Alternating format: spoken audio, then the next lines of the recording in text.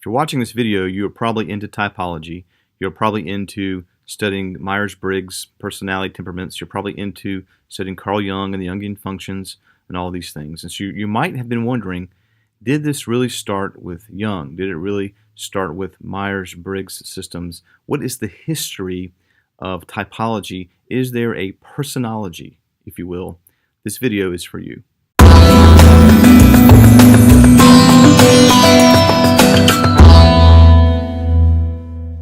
The first known thinker to develop a philosophy of personology was the Greek physician Galen. Galen developed his conclusions based on the ideas of Hippocrates around 190 AD. And he said, "It was neither the stars nor the gods that determine what we want and what we do. Rather, it is the balance of our bodily fluids, the four humors, as they were called." So for the first time in Western thinking, one's physiology was said to determine one's attitudes and actions, not the gods, not the heavenly bodies. Hippocrates claimed that one's predispositions came in four styles, and from within and not from without. Now, over a 2,000-year period, there have been many adaptations that have contributed to the study of personality. And we're not going to cover each and every one of these by themselves, but it's important to note that each thinker divided mankind's temperaments into four different categories. So this chart here gives a summation of how each thinker, how he or she attempted to categorize their findings. So it's very important to know that ever so often as they went through these revisions, that each of these thinkers would come up with four different temperaments. And if you study typology, personology, you'll see that very so often there's some type of four classification. Now, there's differences as to how they are classified, but there seems to be something out there saying that there are four temperament classifications that all sorts of people for 2,000 years have been observing and documenting. Now, David Keirsey states in his revision of his work, Please Understand Me 2, in 1998, he says that these four kinds of temperaments are most likely derived from the interweaving of two basic human actions: how we use words and how we use tools. He says, clearly what sets human beings apart from the other animals are two advantages we have over them: words and tools. And what sets us apart from each other is the way we use words and tools. Words and tools make up a person's temperament and character, which then identifies their personality type. Keirsey says that both people use abstract and concrete words to convey ideas.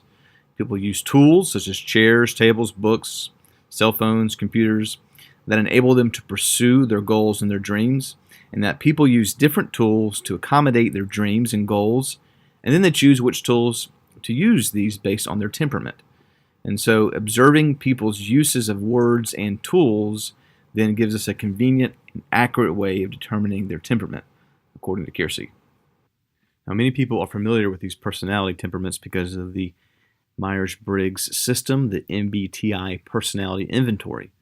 Now, Myers and Briggs say that the purpose of the inventory is to make the theory of psychological types described by C.G. Jung understandable and useful in people's lives. So it's not just this idea of understanding, it's to make it useful. So many people who take Myers-Briggs test are trying to figure out how to use it for their lives. They say the essence of the theory is that much seemingly random variation in the behavior is actually quite orderly and consistent, being due to basic differences in ways individuals prefer to use their perception and their judgment. So it has this psychological basis on the work of Carl Jung, who was a Swiss psychiatrist who lived from 1875 to 1961. And almost 100 years ago, way back in 1920, Jung published a treatise called Psychological Types, in which he presented his classification by attitudes and functions. His work was a combination of clinical observations and extensive studies of their counterparts in literature, myth, and religion. And so the MBTI tool is built upon the work of Carl Jung.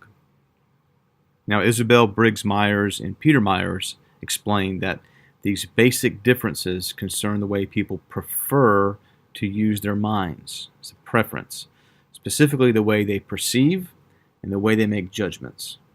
So perceiving is understood to include the processes of becoming aware of things, people, occurrences, and ideas, and judging includes the processes of coming to conclusions about what then has been perceived. So you have observation functions, the sensing and the intuition, and you have the judging functions, which are the thinking and the feeling. That's based on the work of Carl Jung.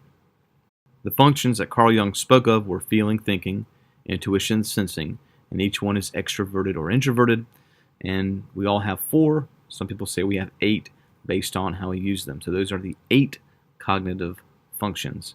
That is a short history of personology.